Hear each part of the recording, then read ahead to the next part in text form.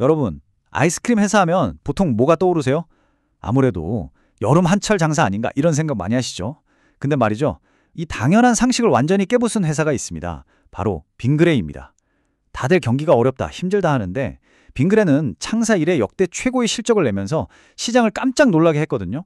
아니, 대체 어떻게 그게 가능했을까요? 자, 오늘 이 시간에는 빙그레가 어떻게 아이스크림 제국의 새로운 역사를 쓰고 있는지 그 비밀을 같이 한번 파헤쳐 보겠습니다. 자, 이 숫자 먼저 한번 보실까요? 1313억 원. 이게 뭐냐면요. 바로 빙그레의 2024년 영업이익입니다. 말 그대로 정말 역대급 실적이죠. 요즘 같은 불황에 그것도 계절 장사라는 인식이 강한 아이스크림으로 어떻게 이런 엄청난 숫자를 만들어낼 수 있었을까요? 네, 맞습니다. 바로 이 고정관념. 빙그레의 이번 실적은 이 질문이 완전히 틀렸다는 걸 제대로 보여주고 있습니다. 여름 한철 장사라는 낡은 공식을 깨고 사계절 내내, 아니 전 세계에서 사랑받는 기업으로 거듭난 비결, 그게 뭘지 정말 궁금하지 않으세요? 그래서 오늘 저희가 이 6가지 키워드를 가지고 빙그레의 성공 스토리를 한번 따라가 보려고 합니다. 먼저 놀라운 실적부터 시작해서 그들의 든든한 기반이 된 제품들은 뭔지, 또 어떤 위기가 있었고 그걸 어떻게 신의 한 수로 뒤집었는지, 그리고 세계로 뻗어나가는 그들의 최종 목표는 과연 어디일지 지금부터 저와 함께 하나씩 살펴보시죠. 자, 그럼 실적부터 한번 자세히 들여다볼까요? 빙그레의 2024년 영업이익률이 9%예요. 이게 얼마나 대단한 거냐면요. 보통 식품업계 평균이 한 4, 5% 정도거든요. 그러니까 남들보다 거의 2배 가까이 장사를 잘했다는 뜻입니다. 업계에서는 거의 꿈의 숫자라고 불리는 10%에 아주 근접한 정말 엄청난 성과라고 할 수 있죠. 아니, 그럼 이런 엄청난 실적은 도대체 어디서 나오는 걸까요? 그 힘의 원천은요, 바로 수십 년 동안 우리 곁을 지켜온 아주 익숙한 클래식 제품들입니다.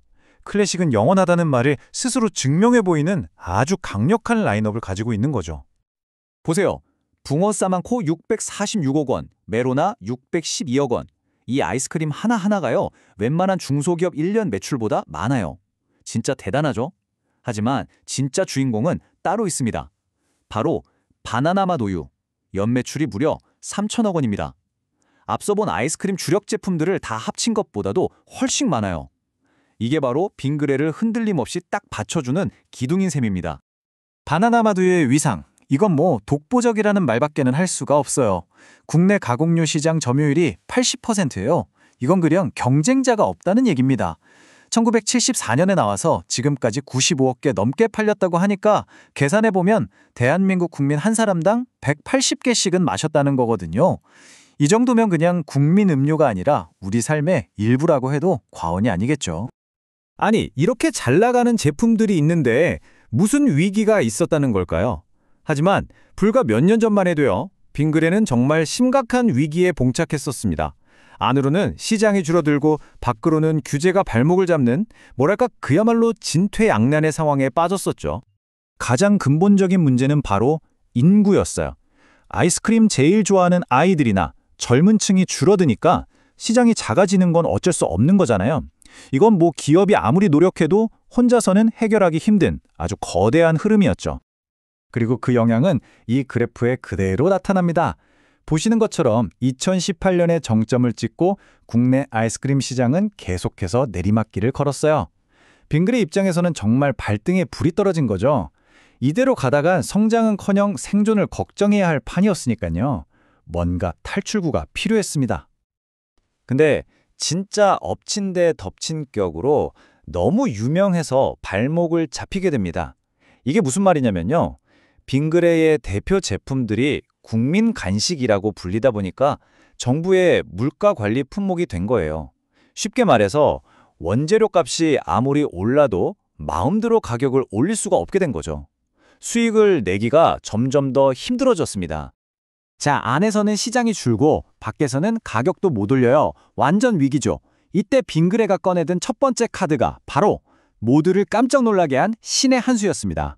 시장의 판도 자체를 뒤흔든 아주 과감한 인수합병이었죠. 2020년에 맨날 적자만 보던 혜태 아이스크림을 인수한다고 했을 때 다들 걱정했어요. 저거 괜히 인수했다가 같이 망하는 거 아니냐고요. 근데 결과는요? 완전 대성공이었죠. 두 회사의 물류망을 합쳐서 배송비를 확 줄이고 원재료도 같이 대량으로 구매해서 싸게 사온 거예요. 비용은 줄고 효율은 오르니까 혜태가 딱 2년 만에 흑자로 돌아섰고 지금은 빙그레의 실적을 이끄는 효자 노릇을 톡톡히 하고 있습니다. 그야말로 신의 한 수였던 거죠. 자, 안으로는 이렇게 M&A로 집안 단속을 했다면 밖으로는 어떻게 했을까요? 빙그레의 두 번째 성장 엔진, 바로 세계화입니다. 근데 이게 그냥 수출만 한 게 아니에요. 해외 시장을 위해서 아예 다른 캐릭터를 만들어냈습니다. 빙그레 전략이 진짜 똑똑해요. 한국이랑 해외에서 완전히 다른 두 개의 얼굴을 보여주는 투트랙 전략을 쓴 겁니다. 우리한테는 그냥 친숙하고 저렴한 국민 간식이지만 외국에 나가면 트렌디하고 고급스러운 K 프리미엄 디저트로 변신하는 거죠. 덕분에 해외에서는 더 높은 가격을 받을 수 있었고 수익성도 당연히 훨씬 좋아졌습니다. 그리고 이 글로벌 전략이 통했다는 건 숫자가 딱 보여줍니다. 전체 매출에서 수출 비중이 2020년 9.5%에서 2024년 12.24%까지 꾸준히 늘었죠. 이게 뭘 의미하겠어요? 이제 성장의 동력이 정체된 국내가 아니라 해외로 옮겨가고 있다는 아주 확실한 신호인 거죠. 해외 성공의 비결, 핵심은 현지화였습니다. 대표적인 예가 바로 메로나의 미국 진출인데요. 우리한테 익숙한 멜론 맛만 고집한 게 아니라 현지인들이 좋아할 만한 딸기, 코코넛, 망고 맛, 심지어 타로 맛까지 만들었어요. 이런 세심한 노력이 통하니까 메로나가 한인마트를 넘어서 이제는 코스트코 필수템으로 완전히 자리 잡았습니다.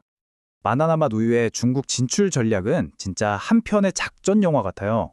무작정 뛰어든 게 아니라 3, 4년 동안 밑밥을 쫙 깐 거죠.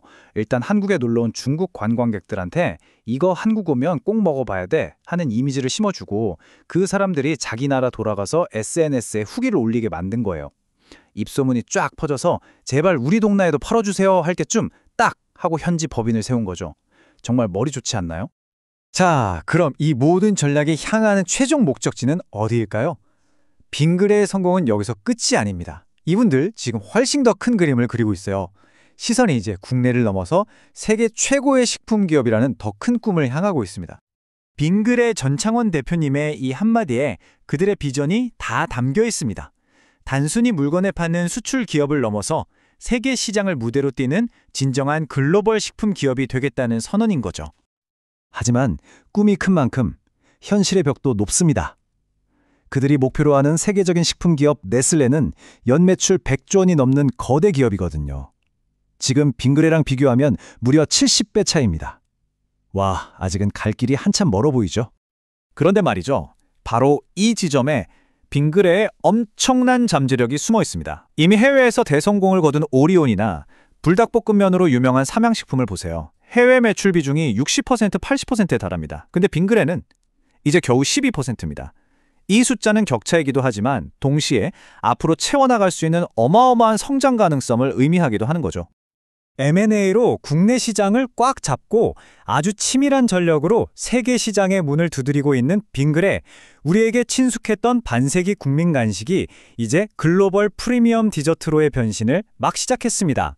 과연 빙그레는 이 70배라는 엄청난 격차를 뛰어넘어 한국의 네슬레라는 꿈을 현실로 만들 수 있을까요?